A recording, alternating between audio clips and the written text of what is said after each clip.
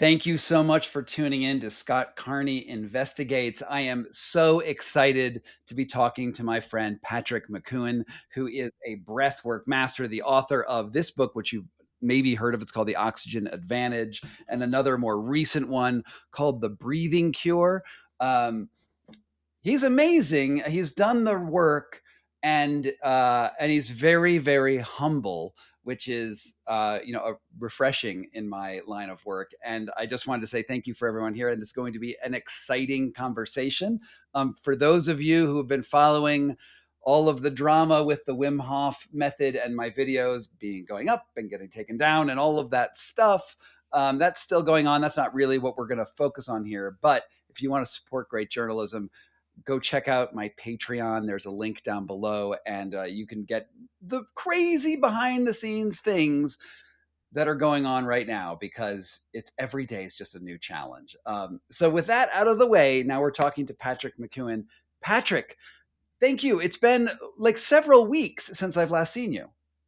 Yeah, it was good to meet in the flesh in that lovely city of Denver, and we had a nice salad and a nice walk about. I didn't get to get the clothes that I wanted, but we had a bit of a tour anyway, Scott. So all good. Yeah, absolutely. So it's really interesting. I am known for like my Wim Hof hyperventilating breath work, and you're known for a very different style of breathing. But I'm sure you're a master of many. Um, could you tell me just a little bit about the Buteyko approach, what it is, and how it differs from, say, the Wim Hof method? Yeah, and I suppose it makes breathing interesting. You know, breathing has got so many facets to it. Dr. Buteyko, he was a Ukrainian medical doctor, and he noticed that sick patients breathed faster and harder, upper chest had irregular breathing. They may feel a shortage of air. A little bit like the people I was working with just about an hour ago, people with asthma, people with long COVID, people with different respiratory complaints. And he asked a question. He said, is it their respiratory condition that's causing them to breathe harder and Mhm. faster, or is it their harder and faster breathing that's feeding into the respiratory condition? Yeah.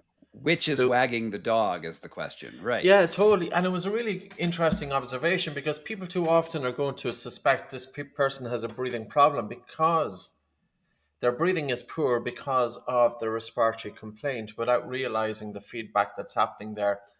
So he started teaching his patients to breathe nose as Mhm. absolutely a foundation, to breathe light, to breathe no, to breathe low, and he found that people were making good progress with their respiratory health. And even about an hour ago, I had a few people.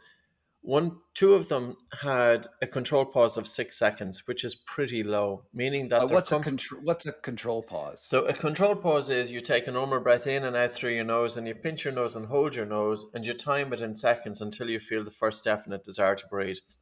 In other Mm. words, the length of time that they could hold their breath for comfortably was 6 seconds. Now that will Oh, wow. correlate with pretty Mm. poor breathing patterns. That person, Sure. those two individuals will be overly breathless during exercise. They will feel uncomfortable with their breathing. They will feel air hunger. And this is the thing about breathing, Scott. There's a huge variance. If you walk into a room, there's a huge variance between the breathing of one person and the breathing of another person, and Sure. everybody in between. And that's where breathing, and when we're teaching breathing exercises, and that's always something, I think there have been two pillars that I think is really, really important. One is the science, because forget about it, otherwise it's just opinion, and it's really going to put people off. Mhm. And the Right. second is tailoring exercise according to the individual. So, we're definitely going to get right into that very soon. But I had another question. So, in my book, The Wedge, I talk about Mm. nasal breathing quite a bit. I'm not. Nasal breathing is not the thing that I generally do. Although I do try to like consciously close my mouth throughout the day since reading all of this literature. There was a guy named George Catlin, who I'm sure you're aware Mm. of, who wrote a book, I think it was called Close Your Mouth and Save Your Life, in the like mid 1800s. Is that sort of the same tradition that Buteyko stemmed from, or are they totally separate? Like how, or is it, everything has roots, right? Mm. Wim Hof comes from pranayama and these other things. How much is the Buteyko method entirely original, and how much is it an iteration of other things? I think the Buteyko method, it didn't stem from George Catlin's work. That book was called Shut Your Mouth and Save Your Life. We have to consider that Buteyko worked under USSR. It was a communist society. There was very little freedom of information, but he did have some access. Oh, first of all, a lot of really tremendous and brilliant scientists originated out of the USSR. Um, and I don't think he was any different, you know. And he's interesting, for example, to see CIA have files on him. Um, because they suspected him of, and I can't remember what the name is, but you'll actually find the documents of remote viewing. They suspected he was to that. So he kind of was, he was known, and he was known even for breathing in USSR as well. I remember when I was there in 2002, I got lost and I had no idea of Russian, and I've no idea to say to a taxi driver. But all I could say to the taxi driver was Buteyko, and he was able to bring me to the place. And I had no directions, no address, no nothing. So I knew then that people kind of knew where he was based. Um, so coming back to, I think he did take a lot of the origins from yoga, and but he would have medicalized them based on the science that he knew at that time. And so he was also involved in this remote viewing research, which was, quite popular in Russia at the time, and maybe other sort of esoteric topics as well. Possibly. We didn't have any hearing of it. The only reason that I knew in terms of the CIA was because that came out, that was only about 5 or 6 years ago. When I was there was absolutely no discussion. Although it might have been interesting to talk about it, but there was no discussion about it. It was simply breathing techniques. And I was shadowing the people there as patients were coming in. So I was shadowing the doctors and the instructors that were working with patients. So that's what I was doing for the time I was there. Thank you for that background there. I mean, I knew some of this stuff, but the remote viewing is great. That sounds like another episode of investigation to happen there. Um, so one of the things that we're talking about, and just to sort of like call the context of how this conversation started, and I know that you're not going to go into too much about the whole Wim Hof gate that I'm involved in, but there is this question about safety in breathing protocols, and like, Yeah. are people doing things right? And one of the cruxes that have been looking at is obviously Wim Hof. There's a fair amount of video footage and instructions that he's given that where you hyperventilate in water, you hold your breath, and which proves to be a very efficient way to drown. And even though there's warnings on his website, which are absolutely there, there's a disconnect between the message that he knows he should be telling, and the message, and maybe where, I don't know, maybe his ego is pushing him in another direction. So that's one very dangerous thing that's obviously happening. But there's other things sort of in the periphery of all breath work, right? It's not just Wim Hof, but it's all of these different breath work gurus who are out there. They wear their robes, they go sleep with their students, they have people have ecstatic experiences. And I'm now getting messages about people having strokes doing versions of the Wim Hof method, or cardiac events. So what are the things that we need to be aware of in this breathwork community to be safe in going forward, and not be taken up in the gusto of the moment? I think breathing is very powerful. I think the instructors who work face to face with individuals over many years will realize that. But if you're an instructor just putting your information out to a group of people and you're not getting the feedback from that group of people, if you're putting your information out to 40, 50 people, you're not getting that one-to-one feedback. And especially if you're not working with them over a number of weeks, I've made mistakes with breathing. I think every breathing instructor has made mistakes with breathing. And we would be teaching, okay, we teach light breathing, we teach breath holding, but we don't do the hyperventilation as part of the Buteyko method. We're looking to address chronic hyperventilation. But I'll give you a few examples. We have a nose unblocking exercise. Breathe in through your nose and out through your nose, pinch your nose, hold your nose, and hold your breath to a moderate strong air hunger. It's nothing extreme about it. I put a person into a panic attack, and that person admitted themselves to accident and emergency as a result of it. I had Oh, people do wow. breathe light exercises. softening and slowing down breathing, people with anxiety and panic disorder, deliberately generating a sensation of air hunger, which would signify that carbon dioxide is accumulated in the blood. And we purposely do this to reduce the chemosensitivity to carbon dioxide. In other words, to improve the person's everyday breathing pattern. Hmm. However, the feeling of air hunger can be too much because for a normal person it may be uncomfortable, but for somebody who's prone to panic and anxiety, they can have an exaggerated fear response to the feeling Right. of suffocation. Right. And we've seen that quite a bit in the Wim Hof community, right? Because the Wim Hof is like, here's the way I like to like boil it down in like an uber simple way, right? Buteyko is mostly parasympathetic and working on parasympathetic pathways and primarily, right? Well, And we do then, the long breath holds too, which would be sympathetic, but I think it has to be controlled, Scott. And this is the thing, there are people mm, that you stress and there's people that you don't stress. And also, wow, here's the real question. At what point does a good stress become a bad stress? You know, right, like it's really, really important. Like sometimes I find it amazing that in traditions in breathing, that oftentimes the personality of the individual who's teaching it will trickle down. And it's like you have to really bear this in mind. Like, what's the motive of the individual that's teaching it, the breathing instructor? I feel that right, no instructor should be teaching breathing without understanding the physiology of breathing, without understanding yes, breathing from a multidimensional point of view, without understanding everyday breathing patterns, without understanding the benefit of nose breathing versus mouth breathing, and without understanding down regulation versus up regulation, activating the hmm, parasympathetic response or improving parasympathetic drive, and when to activate the sympathetic response, increase sympathetic drive. I think it's the foundations of what we're doing as breathing instructors. And I'm going to say this, the reason that I jumped on the call with you is our livelihoods, my livelihood depends on breathing. We have, I would say, we've met resistance over the years in terms of getting breathing out to the general population. And there's hmm, something tremendous in this. But yes, if we have instructors out there, regardless of the disciplines that they are coming, and if they're pushing the boundaries to the extreme, if they're saying stuff that's not correct, that's going to yeah, impact all of us because we will be put in this yeah, box over here.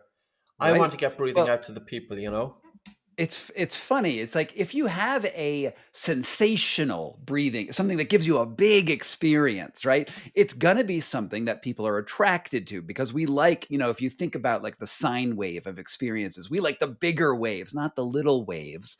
And and this is why nasal breathing is less popular than Wim Hof breathing, and in general, things that give you like intense psychological changes immediately, those aren't as sexy because people want to go in and they want to change immediately. But what I'm hearing you say, and frankly, I think you're right.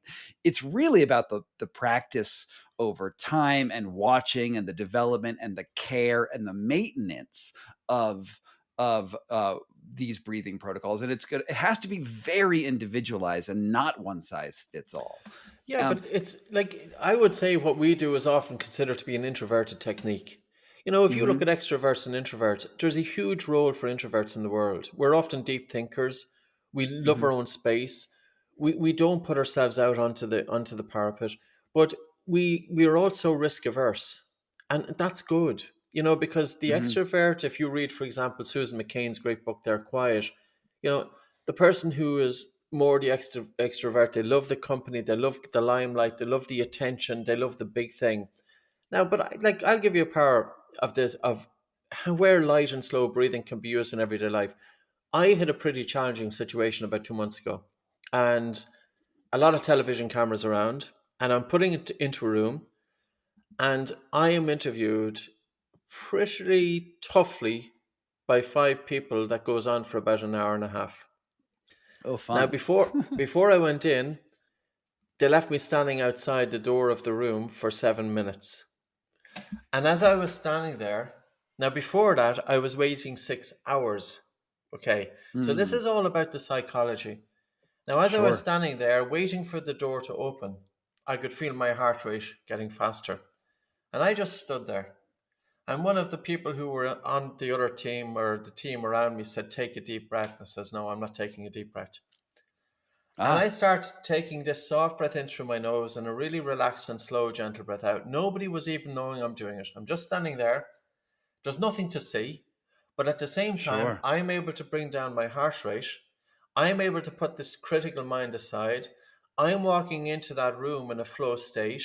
I'm walking in whereby I feel really comfortable in a challenging situation. And I would never Yeah. have been able to do that before. Like, What that's a a tool that's what an brilliant and everybody amazing should know. Hmm? what an amazing piece of advice, because like the standard, right, what everyone says is take a deep breath. Okay, just Yes. focus on your breathing, take a deep breath, which is of course going to initiate a sympathetic, like at the very beginning, that's a sympathetic move, right? Like you do that because you're getting prepared for something, and what you did is you went down instead of going up, and that Mm. that worked for you. And on the It would flip work for side, everybody. well, no, it won't. What you It just said will once you have before. that really slow and relaxed exhalation. Okay, if you're feeling air hunger, what you could do is take a fuller breath to get rid of carbon dioxide to alleviate air hunger. But really, what we want to be doing is tapping into the speed of the exhalation. And the thing is, don't wait until the challenging situation. Bring it into your way of Right. life, that you're able to tap Yes. into it like that. Yes, absolutely. Like, because these things, you can do. There are things you can do in the moment of a stressful situation, of course, but it's really about the practice that comes in and toning your nervous system in general. And for me, this focusing on sensations is really part of it. Like, I understand the physiology to, I would say, an advanced, but maybe not an expert level. Like, I'm pretty good, but like, there's some stuff that I don't know. Um, but I'm aware of where my limits are, which is important. And uh, but I feel like once you start understanding how your sensations affect your mental state, that's when you start being able to have tools. Because I personally do respond very well to sort of that sort of more faster paced stuff, but I also understand how to regulate myself down. And I think getting into breath work from whatever pathway you get into it, and then you deepen your practice, that's when you start to realize that all these tools connect in a way that doesn't need even a name associated with it. It doesn't mean, oh, you're doing pranayama, oh, you're doing qigong, oh, you're doing Wim Hof, you're doing Buteyko. Like that stuff all like vanishes at some point, because you're like, no, I'm breathing, and we've been doing this as a species for 300,000 years.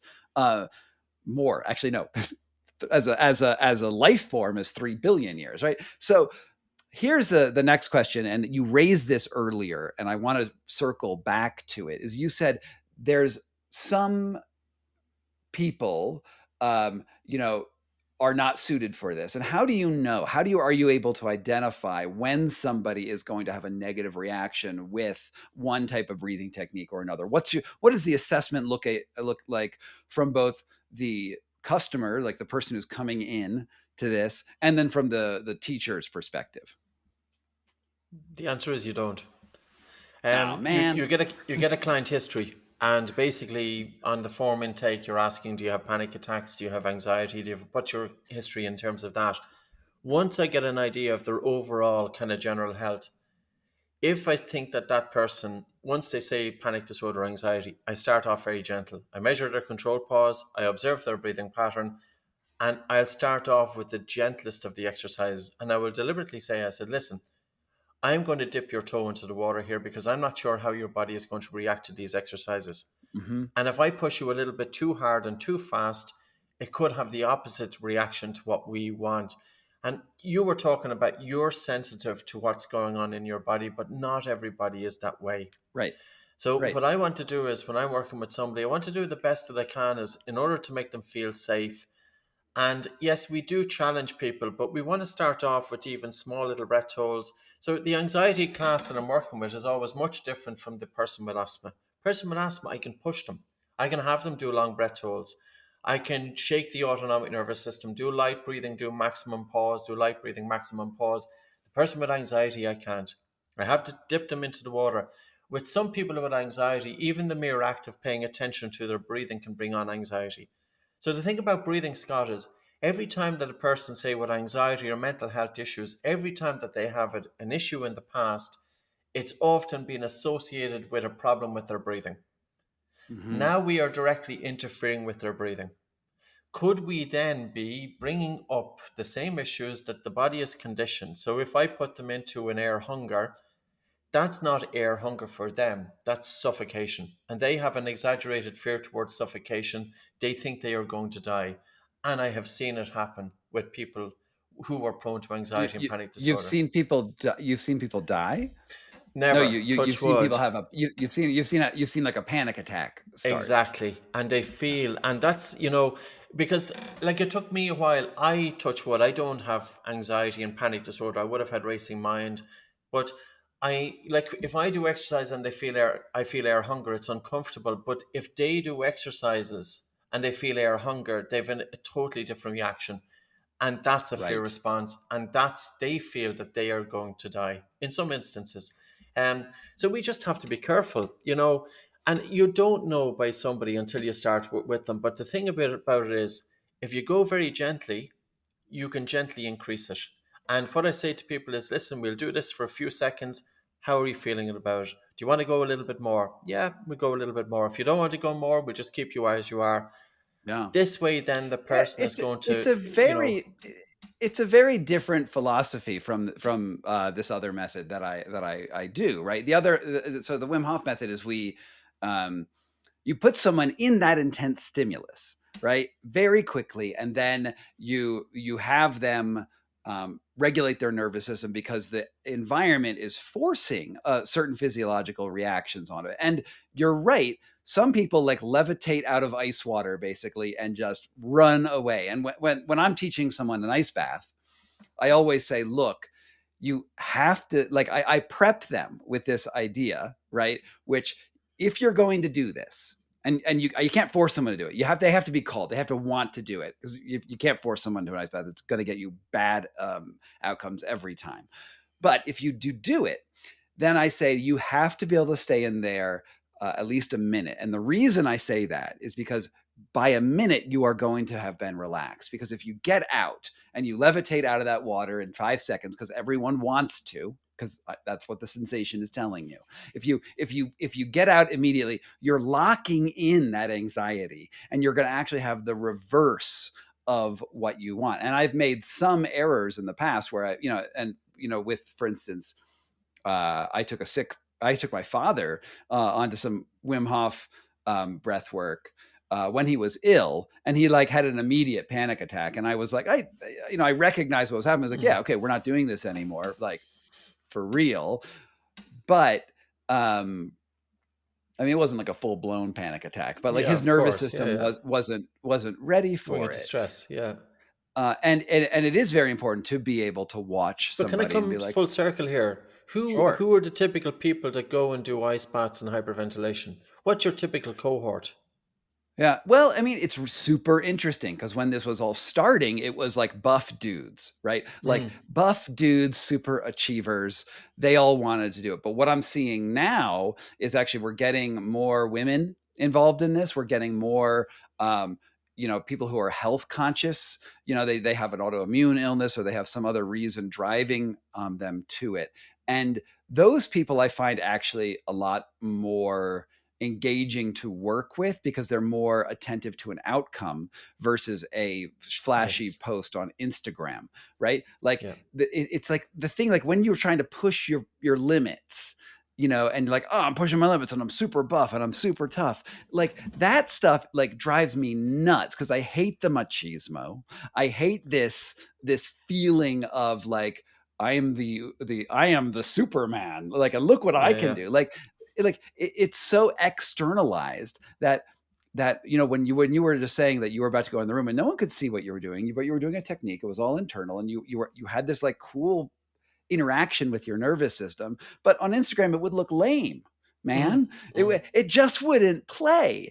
And I feel like this is a problem in uh, it's now like extrapolating outside of my situation with the Hoffs, right? Like, but like, let's look at like all breath work, right? And look at some Instagram of somebody who is doing some version of, let's say, holotropic, and they're Mm. getting people crying. They're all wearing robes, and all the women are sexy, and all the men are buff, and what message are we really sending here when we do that? Mm.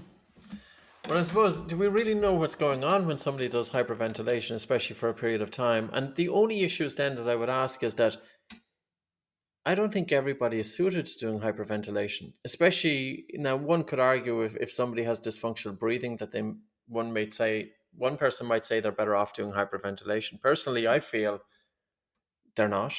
I would be much more comfortable working with their dysfunctional breathing and improving their everyday breathing patterns. I think there is a role for the stressor exercise, but let's get the foundation right. And I think it's the message. You know, if I portray hyperventilation as this exercise to improve oxygen delivery throughout the body, could I be planting a message in that person's head that it's good to be breathing like this all the time? That if they then start breathing more regularly like this during the day, well, that's going to be putting them into more of a stress response. It's also increasing the chemosensitivity to carbon dioxide. And, you will affect the baroreflex, you'll affect the autonomic nervous system, you'll affect their degree of breathlessness. And over time, like, I had a conversation with an instructor this morning, Anna. She's from Poland. And when we were doing a training in Poland via Zoom, one of the guys there, he told us that he was doing a particular breathing technique and he got arrhythmias as a result of it. And he's arrhythmia, heart arrhythmia. So he got it as a result of hyperventilation and stressor breathing exercises. Now here's a guy who is fit and is in his 30s. I wouldn't have heard about it, only for he told us while he was doing the instructor training with us. Now, we don't do the hyperventilation, but this was something that he had experienced months before. So his whole practice then is breathing light and down regulating. So I think, Scott, breathing exercise can offer many things. The thing is, how do you know which one is for you based on your breathing, your health, and your age? Like, again, I've seen emails coming in, 74-year-old man, heart condition, doing hyperventilation. I send him an email back that says, I don't think it's a good idea, because if you're hyperventilating, it is reducing blood flow and oxygen delivery to the heart, and it can affect the heart muscle. So this is the conversation that we need. And, like, how about the day that every breathing instructor, regardless of the tradition that they are in, that they have a basic understanding of the physiology, because ultimately breathing can be broken down into a few things. What does it do to the biochemistry dimension of breathing? Does it cause an increase of carbon dioxide or a dropping of carbon dioxide and result in changes in blood pH? What's it doing to the biomechanics of breathing in terms of breathing with good recruitment and good function and strength of the diaphragm? What's it doing to the autonomic nervous system? Now, I can't think of any other pillars, and I might be wrong, but any breathing technique that we are doing, regardless of what the tradition is, we have to ask, what's it doing to those three pillars? And Yeah. if Well, it's a well, stressor, when to I do would it say and when not to do it. there is a fourth pillar, which Yes? is this sensation and the mindset component of that. Is that you have these physiological changes that are absolutely critical. We have the mechanics of the body, but Mm. we also have we don't only have reception, we also have perception, right? We have the way we assign a what the valence of what that is. And that's really the crux of my book, The Wedge. And that's why I do really like these intense experiences, because when you are in an intense experience, you reassign it a different meaning. So when you're in the ice bath, for instance, you assign it the sensation of joy or relaxation, and so you're still having that signal coming in, but then you're intercepting that signal and changing it. But certainly that's not going to be for everyone, right? That's not and like you need to go through steps to be sure that this is what that person it should do, and you need to have some sort of safety mechanisms in place, an idea for how to deal with somebody who does get into some element of trouble. That's all So when super you're, because important. I think the ice baths are really interesting, because I suppose there could be two reactions in an ice bath. One is you panic and you hyperventilate and you want to get the hell out of it. The other is you surrender to the discomfort and you're training your brain not to react to stress. And I think it's a really important tool. Breath holding will do it as well. Like, if you have somebody breathe in, breathe out, and hold their nose and run up and down holding their breath, Oh, at some point, they do not feel good. That's called, yeah, we call that Brian McKenzie taught me that, and he called it dry land swimming, I think, was his word for that. Well, that technique, in terms of, we've been using it for about 21 years, and we've used it with young children from 5 years of age upwards. Hmm. It is a brilliant exercise once you do it selectively. But Yes. in terms of the whole body connection between the top down communication and the bottom up communication, if you do a long breath hold, you are going into a challenging situation, both Yes. physically but also mentally. The air hunger, you surrender Hmm. to it. You're training your brain not to react to difficult situations. And I feel sometimes the ice baths are doing that, that maybe it doesn't get talked enough in terms of the psychological resilience as a result of experiencing discomfort. Yeah. I mean, the thing is, all these things are tools, Mm, and the tools don't have like a good bad valence to them, right? They're things that can be used and they can be powerful, and you should be able to play with them, at your own pace.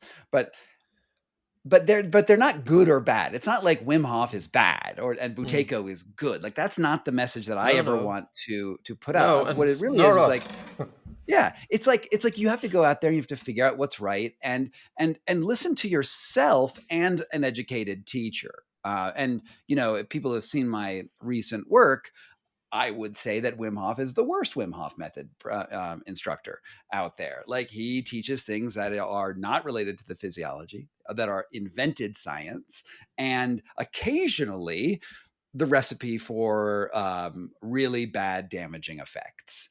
But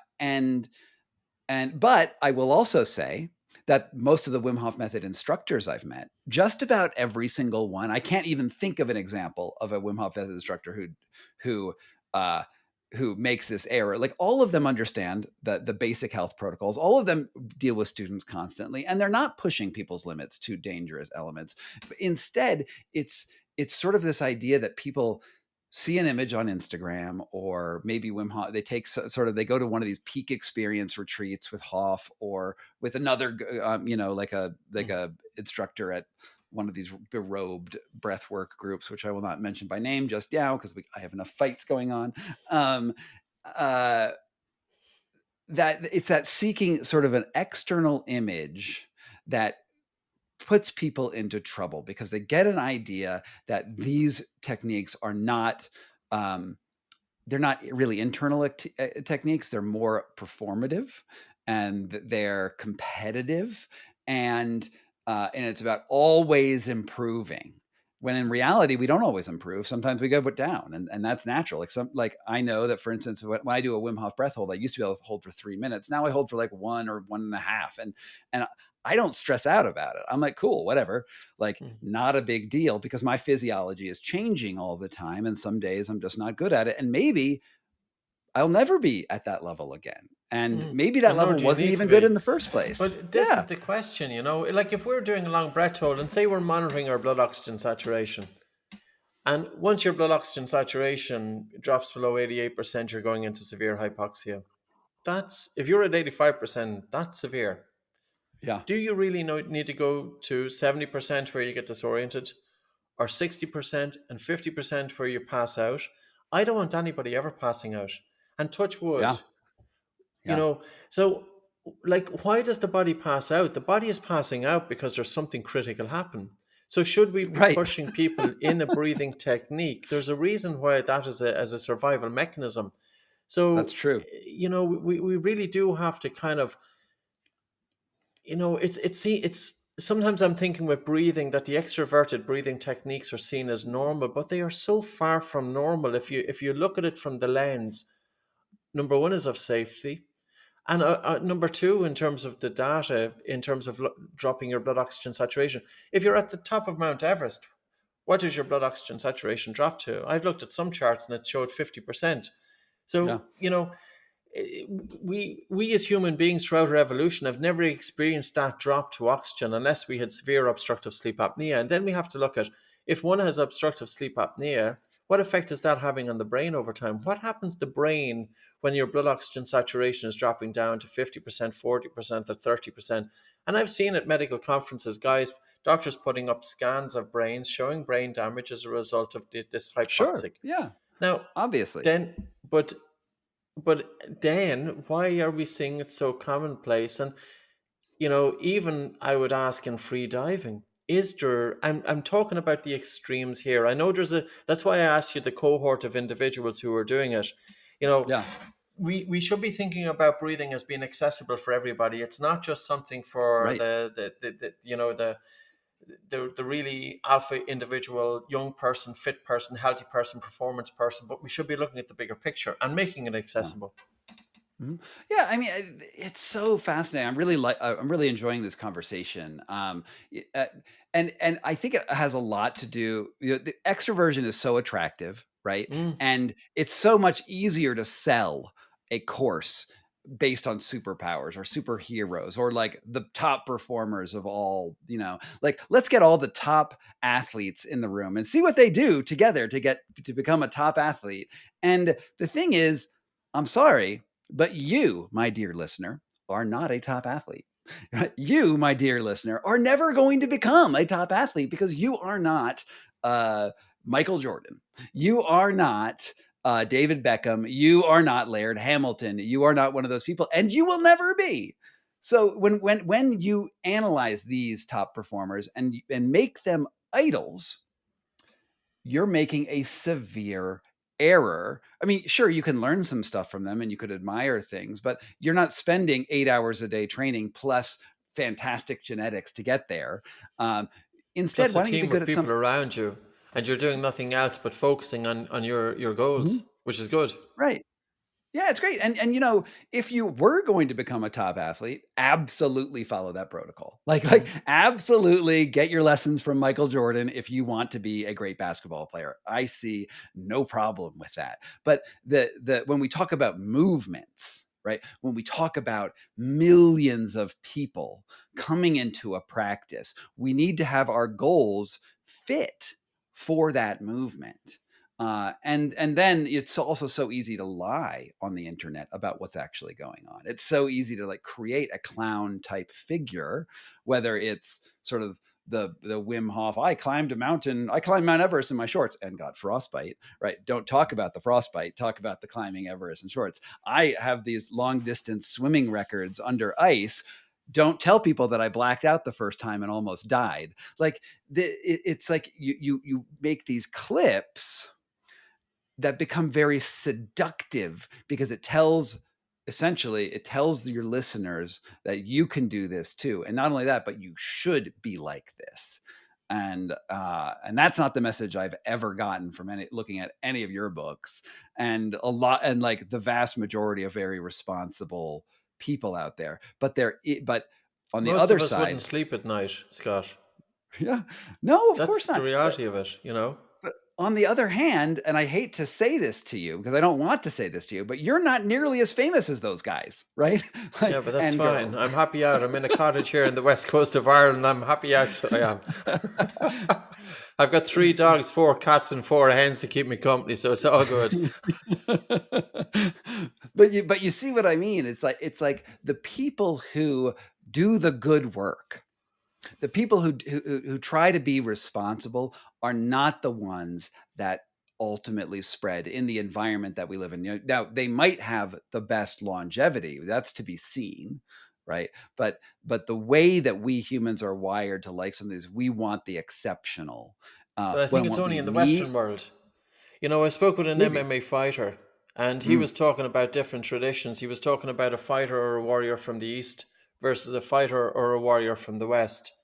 The sure. warrior from the West is very much the extrovert, the loud mouth, the talker, Hmm.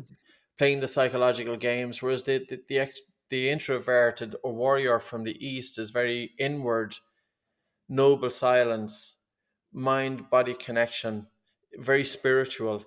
And I think there's something that we should be bridging that West and East divide, and breathing definitely comes in there. But in terms of spirituality, for me, spirituality is the stillness to which the mind can, the degree to which the mind can be free from thought, the stillness that we can bring to the mind, that we can connect with everything around us. There's nothing extroverted about that. Yeah. When the mind is in stillness, that's very much for me an introverted. When you're in flow states with your attention brought, okay, during a football match, it could be different. But even just sitting in a moment of absolute solitude, just sitting there with your attention dispersed throughout the body, out of your mind and onto the breath or to a different part of the brain. There's nothing extroverted about that, but it's a Right. tremendous tool. And the Yeah. West, we could learn from that. Look at, Mhm. we have to ask this.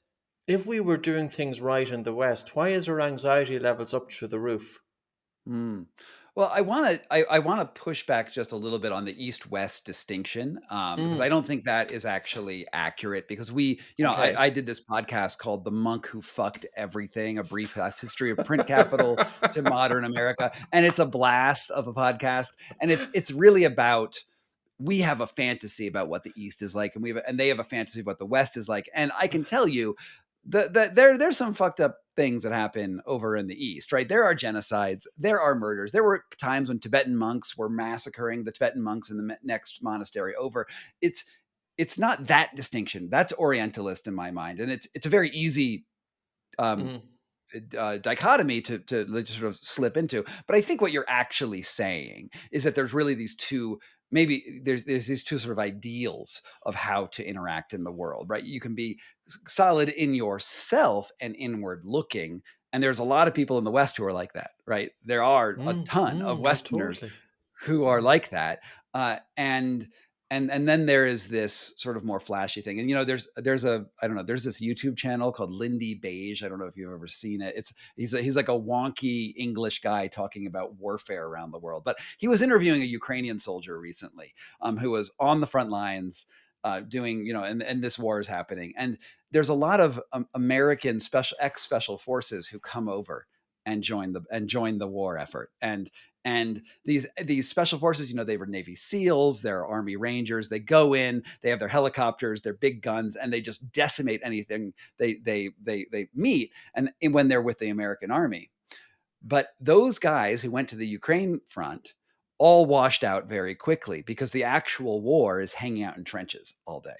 And it's not fun and it's not glamorous. It's not you're all the best American sniper in the world. No, it's like you sit here and you hide from artillery fire all day. That's what a soldier does. And once every 3 months, you pop your head up and fire a couple rounds. Like that is what warfare is, and not what our imagination and American military has such a vast superior firepower that their experience of war has always been adrenaline, and they got really good at adrenaline, but they didn't get good at modern warfare.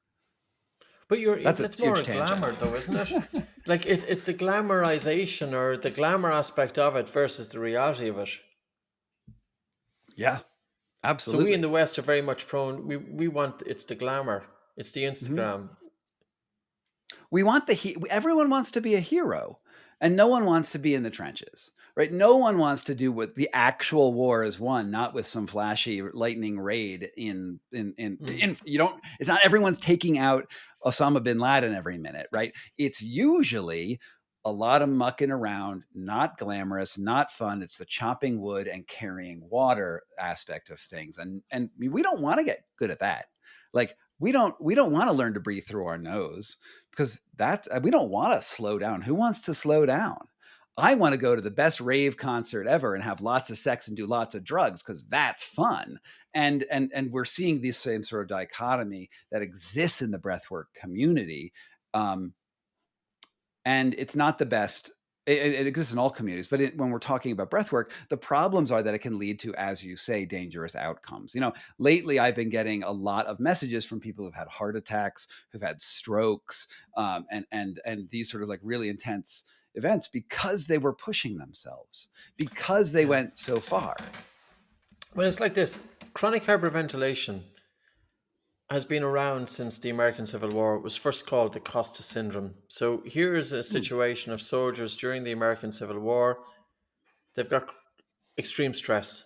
And when Mm. they come out from the front line and back into civilian life, they have these symptoms of breathlessness and they're not able to sleep and they've got high stress levels, etc., etc. And it was the physician, Da Costa, who first recognized it. And he said that these soldiers have such a hard time going back to reality, civilization. Then in 1937, the phrase chronic hyperventilation syndrome was coined. And Interesting. the doctors at the time felt it wasn't their domain, so handed it to the psychiatrists.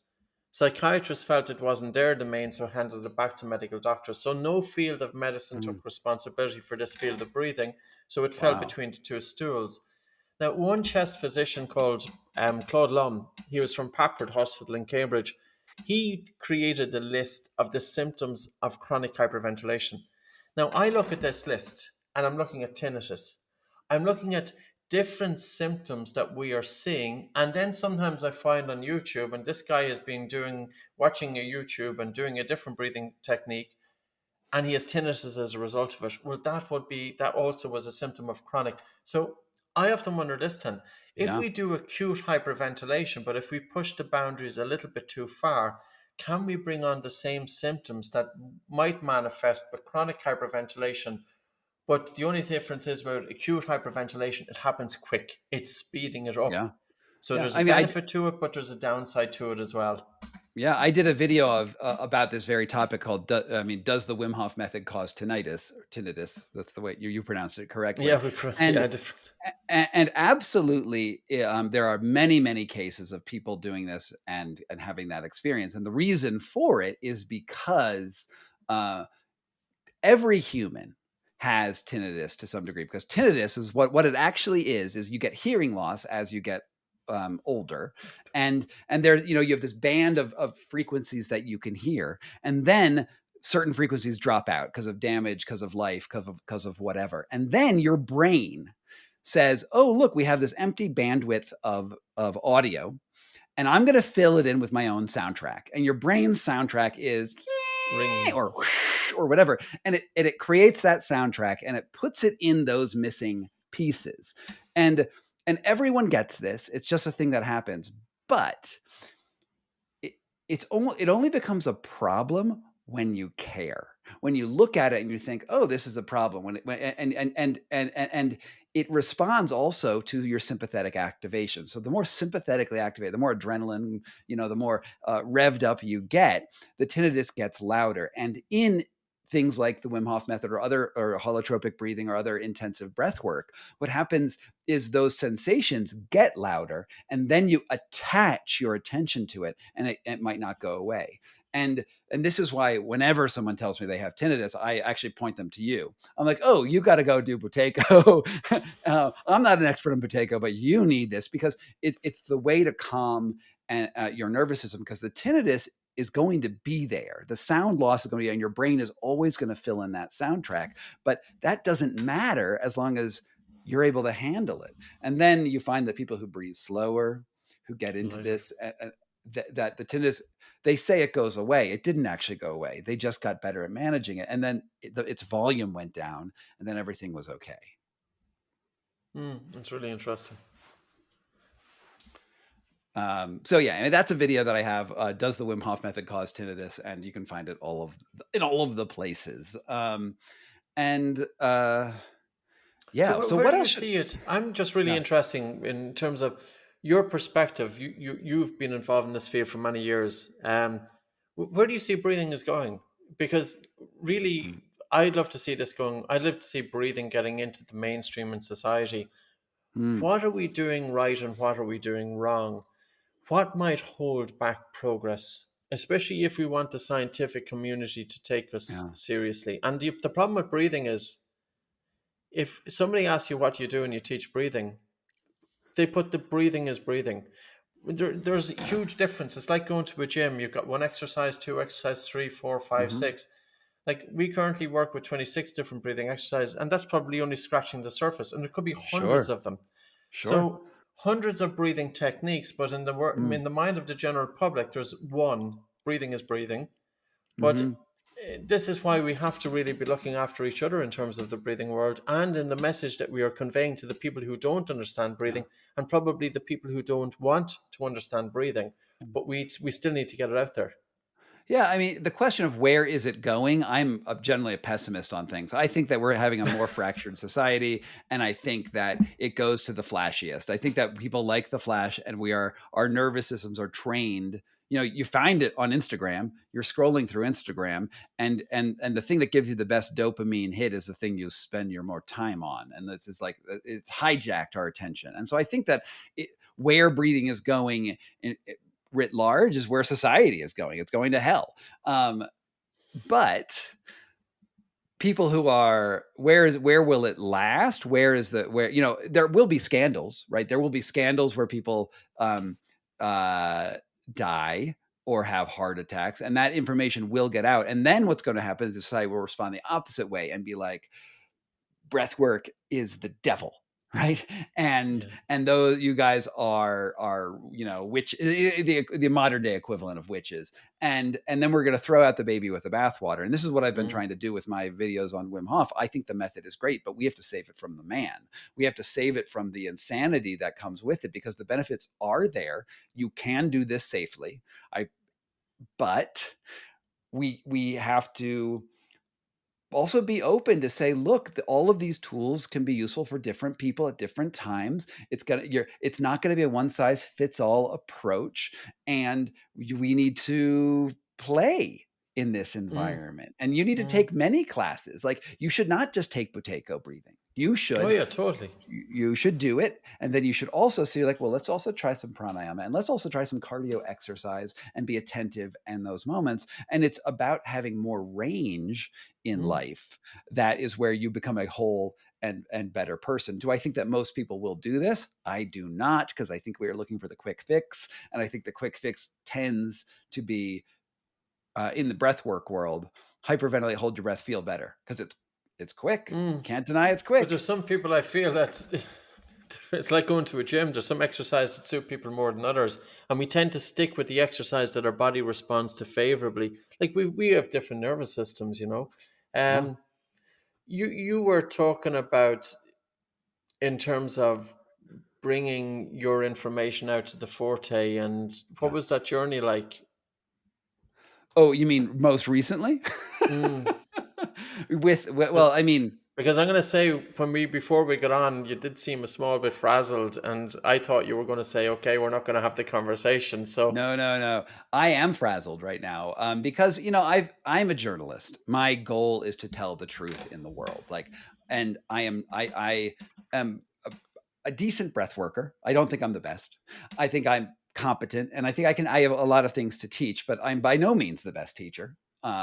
And But what my goal is to watch these things and tell the truth about what's happening. And sometimes the truth is good, and sometimes the truth is bad, and it's always complex and nuanced. And I have done multiple videos on the Wim Hof method that have been, slightly critical, that then get attacked by the Wim Hof organization, because they want to protect an image of them as being the center of breath work, or no bad things could ever happen to them, only these awesome things. And as a journalist, I don't like that, because I don't want people to get hurt. And I'm following cases of people who have died, many cases of people have died because of what I believe that there's very irresponsible teaching protocols by the leaders of that organization. And most recently, like 20 minutes before we no, sort of 3 hours before we got on, all my videos on YouTube that I've been working on for no money for, I guess, 6 months now, almost 6 months now. They're all taken down because the Hoffs have the ability to convince YouTube that I'm violating their privacy. And I'm getting, YouTube's agreeing with them that showing a photo of Einam Hoff, a cartoon photo of Einam Hoff, violates his privacy, and therefore all of the reporting, all of the warnings about people dying have to be removed from the internet. And it's, maybe it's just a tactical thing, and I'll blur something out and I'll repost it, but it's frankly exhausting to be doing that when I should be out reporting the truth. So that is why I am currently frazzled. And I went into this being Wim Hof's number one proponent in the world, right? Like, I am the guy I wrote a New York Times bestseller. I wrote the first stories about him, and I endorsed him as being a good guy. And where things have gone really, really disappoint me and make me very, very sad, honestly. and it comes into our conversation that we had at the very, very start also about the evolution of breathing is also in terms of safety, which is really Mhm. an integral part. If we're going to get the message out in a wider area, yeah. So I don't know what to say, Scott. To be honest with you, um, yeah, I admire your courage. Yeah, I Yeah, got it's a courage very in delicate one, spades. That's great. It's because I breathe well, really. I just am a really but good breather, so it I helps. have the courage. Um, yeah, I don't actually mind being the at the forefront of this. My nervous system is very well attuned to dangerous and stressful situations. And in some ways it's like, "Oh no, you're going to threaten me with a lawsuit?" Like, okay. Like I used to work in war zones. I had people shooting at me. So it's like, okay, Well, I can put this into some perspective because I actually know what fight or flight is like, and fight or flight in the course of journalism. And this ain't it. I'm not psyched about it. It does not make me feel good, but I don't mind being at the front of this. But what I do want is I want people to be like, don't just throw me out and be like, well, he tried it and now we can't talk sense in the world either. Don't let Scott be the person who's talking sense to the world, because you know I'm not nearly as powerful as the Wim Hofs with their 8 million followers, right? I don't have make whatever they make. Like they have like 20, 80, 18 million. I don't know how much money they have in their bank account, but a lot. And or the general group of people who have been benefited by these methods, who then think that people like Hoff are essentially their gurus and they owe them something really special. We don't owe anything to these leaders. We owe things to ourselves, and we have to hold our leaders to account. And what happens in the world right now is no one holds anybody accountable. It's like you get famous and therefore you must be a good person. Like, and you're not famous, you must not be a good person. And that's sort of like where the world has been going for a long time. It's not unlike Calvinism, honestly. It's like, oh, the rich people are rich because they're favored by God. It's sort of similar to what's happening right now in this world. And I don't like it. And I don't know. I don't even know how I got on this particular tangent, but yeah, I mean, yeah, yeah. I like the fact that Buteyko folks, because you have been spreading this message for 23 years, is that right? I'm Something 21. something Yeah. along, you know, and you're not flashy, and Buteyko's not flashy, No, we're very and humble because we met so much resistance over the years. So, so we're appreciative now that the work is known, and we're happy out. You know, oh, the work has got out there. It's amazing. yeah, We are delighted, and and we are making an impact.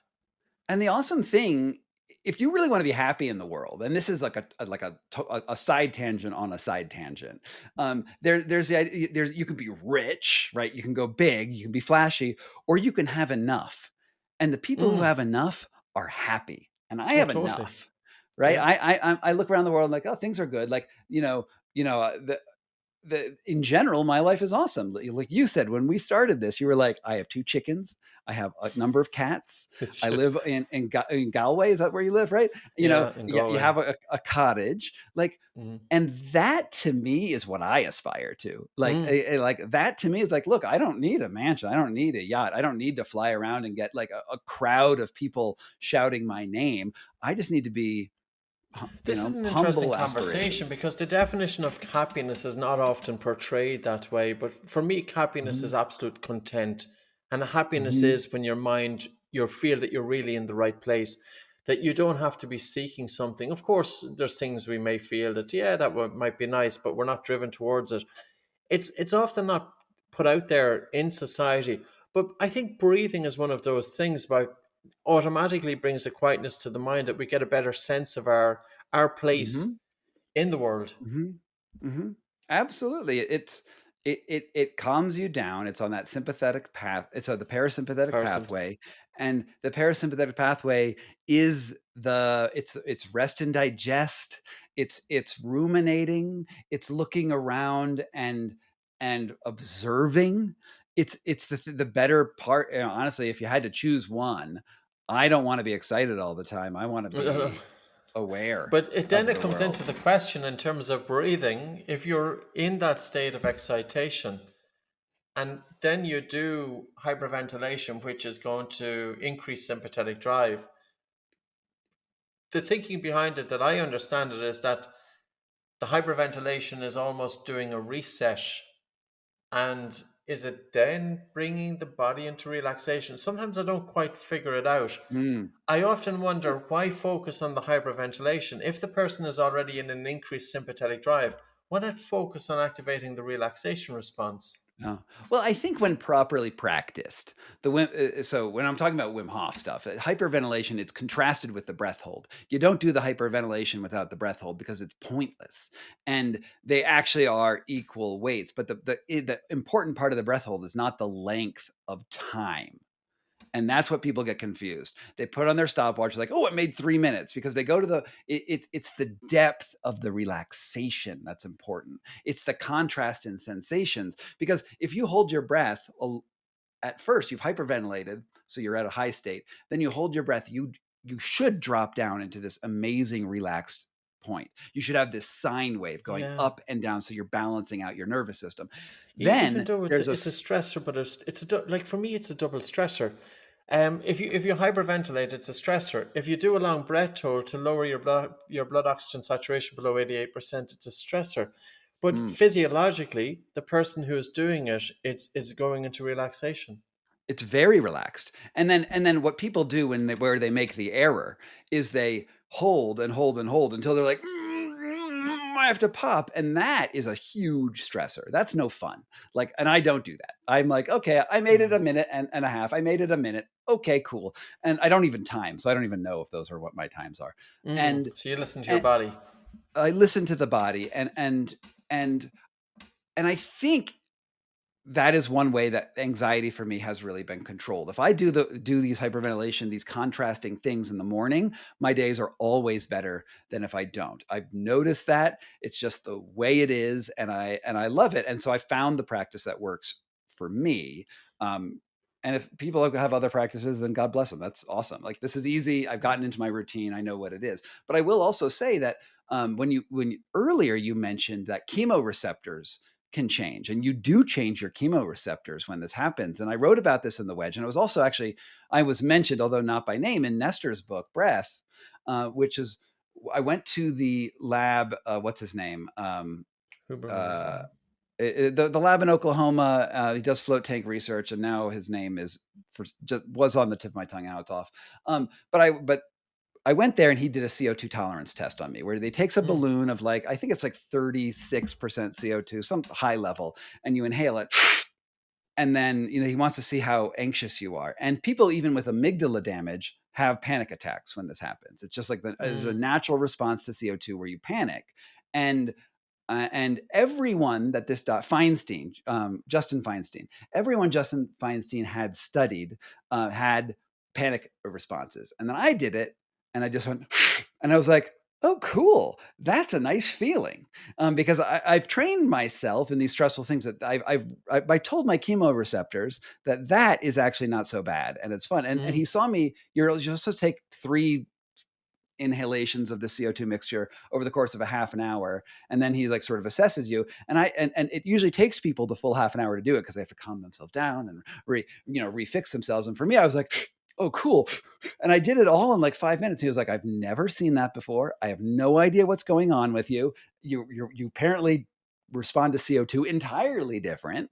And earlier you said that you're realigning your CO2, your chemoreceptors, and maybe that's bad. And frankly, I don't even know if that's bad. Is it bad? Am I going to die? Yeah, Patrick, that's am I going to die?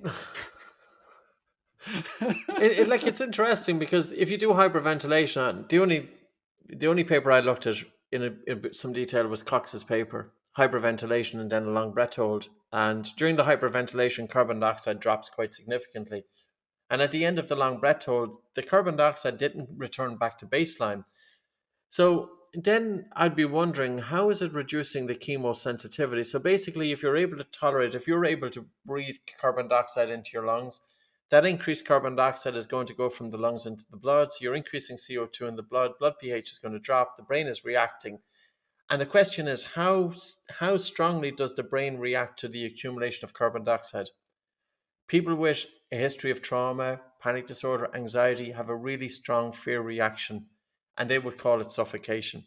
Whereas you didn't, you had the opposite. So, in some way, the breathing techniques that you have been doing have helped to reduce your chemosensitivity, or certainly the reaction to the feeling of suffocation, which is really interesting. So, yeah, it probably asks more questions than answers, but I don't know. So, Yeah, I mean, honestly, I think that with all things in physiology, it's like, well, I can't tell you if that's bad or good, but how are you feeling? And I'm like, I feel great, and I can obviously mm. take a fair amount of stress, Well, and put it this way, Scott, you're much better with a reduced chemosensitivity to carbon dioxide than with a strong chemosensitivity to carbon dioxide. And it's like I'm looking at people today, and they would get breathless walking across a room. They feel uncomfortable in their everyday breathing. They've no natural pause after exhalation. They feel air hunger all the time. They are in a constant fight or flight response. So yeah, so I think, and this is where the biochemical dimension of breathing has been overlooked for so many years in terms of hypoventilation. which means undervent hypoventilation for people is yeah, less air versus more air. You're right. Yeah, so in some ways, but it comes back to that, you know, what do you want to do with breathing? Well, what do you want to get out of it? And Mhm. what's your makeup? How does it come into consideration? So yeah, it's all good. Good conversation. Well, thank you so much for spending some time with me. And for those people who are listening, I have this Patreon, which is actually becoming more important than I thought because apparently I can't have a YouTube channel and talk honestly. So, there's my podcast, Scott Carney Investigates, which videos show up on YouTube. The Patreon, you get sort of more involved with what I'm doing. You're gonna get more information about the status of things and maybe some input into stories as they come up. I'd love you to go check that out.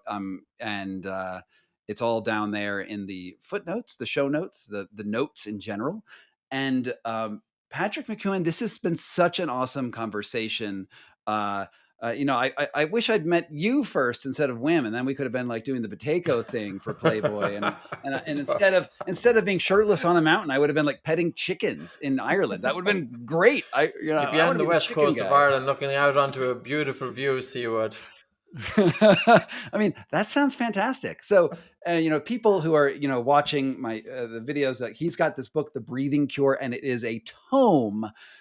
It's like 5 million pages, and it's 500 pages, it's very long, Patrick. It's very long. It's purposely that way, Scott. I wanted to show that breathing is something that should be taken seriously, and there's a good degree of scientific articles supporting it. We're still in that left of field, and that's what I'm afraid of. I want to get it out of the left of field as best as my little contribution can do, and bring it to the people. That ability to be able to self-regulate. I have another book coming out, by the way, in September.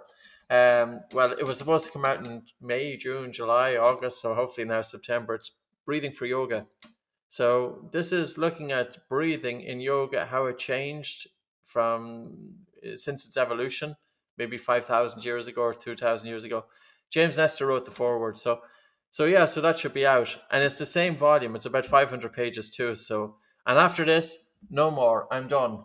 Well, at least I'm saying that to myself for about 3, 5 years. Yeah, yeah. No, absolutely. That's awesome. Well, go check out his books. And Patrick, your website is the Oxygen Advantage. Is that right? What else? Where else can people find you? So there's two kind of arms to it. We have Buteyko Clinic, which is the health. So this is asthma, panic disorder, sleep issues. And then we have Oxygen Advantage, which is the performance, mental and physical performance. We often found that healthy people weren't doing Buteyko. So that's why Mm. I had to change the language. And I think the language can be very important in how we communicate to the people we want to get it out to. Yeah. Well, fantastic. Go check those out, Patrick. It has been an honor.